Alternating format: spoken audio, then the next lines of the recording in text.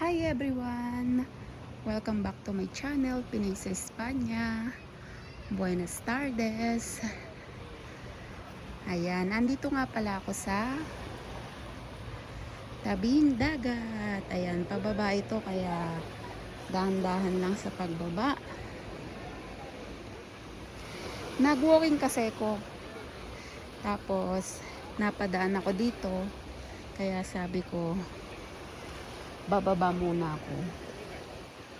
Ayan, dito tayo sa kabila kasi medyo maraming tao doon, kaso malumot lang dito.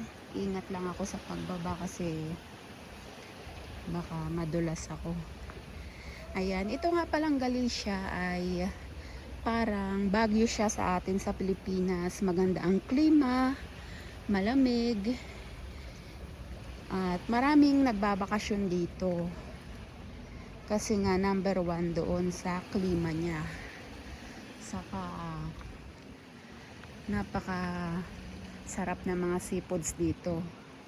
At yung mga seafoods na nabibili sa Madrid ay galing siya dito. Ayan. Medyo lumalakas na yung alon. At mahangin. So, ayan, punta tayo dito. Nakakatuwa yung mga bata kasi nagpi-fishing sila. May dala silang net. Ayun, kasama yung magulang nila. So, ayan, naglakad-lakad kasi ko kaya sabi ko dadaan ako dito.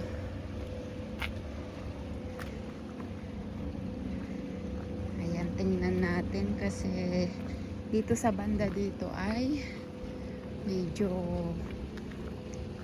wala pa siyang tubig. Mamayang mga gabi siguro, ayan, abot na dito yung tubig sa banda dito. Ayun. Yun, lakad pa tayo.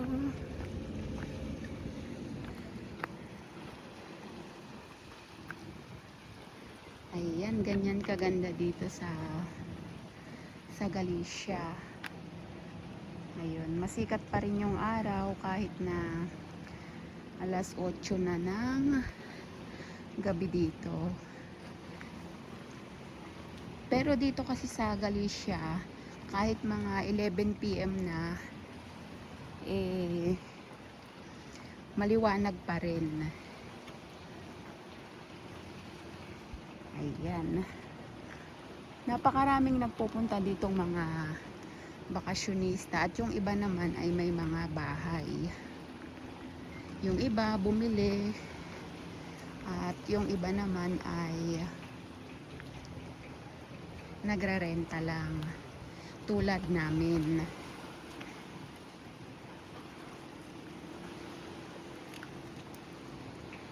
So yun, iikot ko lang kayo ng isa.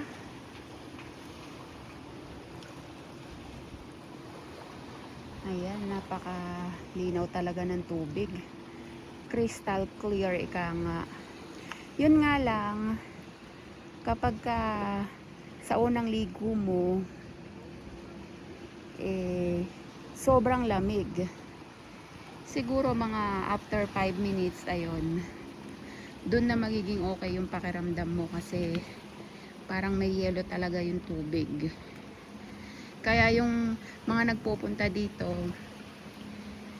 ay hindi lahat naliligo.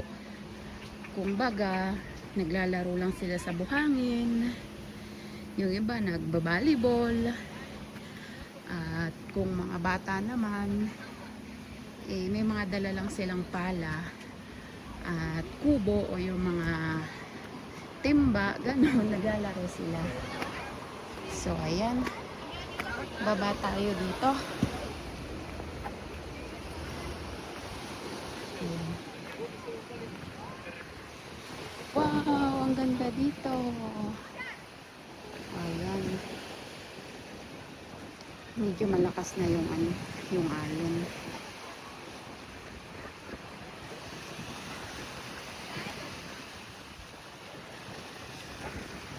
Sa mga pinagbakasyonan namin, ang nagustuhan ko talaga dito sa Galicia at sa Palma de Mallorca. Yun, maganda din doon. Sobra, ayan. Kung gusto nyo namang magbarko, maraming narerentahan dito. At ayan, iikot ko lang kayo ng isa kasi paakyat na ako. Ayan. Hindi lang tayo doon sa masyadong maraming tao kasi privacy nila yun. Ayan, dito tayo. Ayan, yung mga damo, oh. Green na green. Ayan.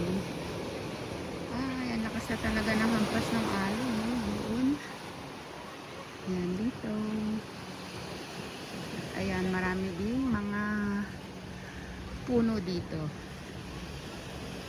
Yun, at alam nyo ba ang pinakamaganda dito? Yung mga fresh na pagkain nila. Bukod sa seafoods, maraming vegetables, mga fruits. Ang mapapansin mo dito kapag pumunta ka dito ay marami kang makikitang mga tanim na mga prutas sa mga bakuran nila. Hindi na kailangang bumili, andyan na lahat sa bakuran kasi nga napakaganda ng klima dito, tulad ng mga ubas, mga lemon, orange, mga peras.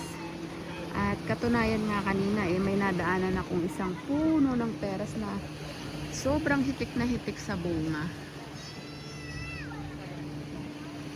So ayun, lilipat tayo kasi maraming bata dito. Okay, dito tayo. Yan.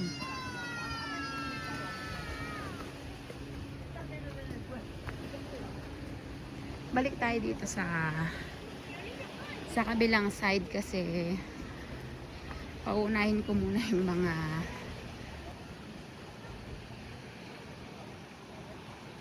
ayun, dito muna ako kasi pauunahin ko yung isang pamilya doon na paakyat. Medyo hindi kasi kalakihan yung dadaanan, kaya pinauna ko na sila. Ayan, napakaganda dito, oh.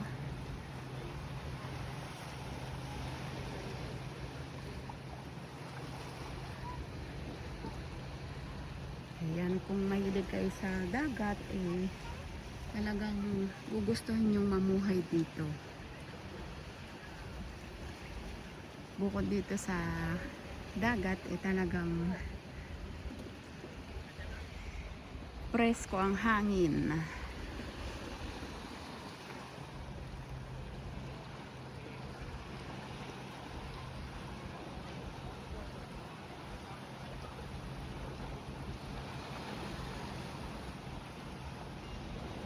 So ayun, maraming salamat sa inyo, sa lahat ng subscribers ko na patuloy na sumusuporta sa channel ko. Thank you so much. At sa mga hindi pa nakasubscribe sa channel ko, please subscribe na kayo, Pinoy sa Espanya, para lagi kayong ma-notify sa tuwing mag-upload ako ng mga video ko, magla-live at marami pang iba. So ayun, papunta naman ako sa pueblo. Kasi kanina pa ako nag-iikot. Doon naman kasi may bibilihin ako.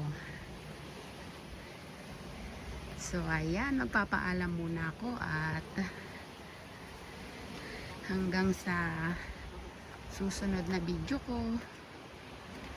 Thank you so much. Ayan. Pakita ko muna sa inyo yung lipat ko lang kayo ng isa.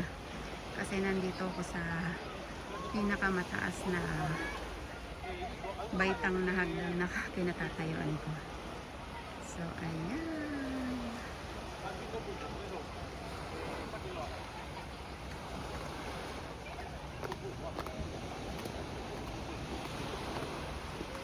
ayan, ganyan kaganda dito.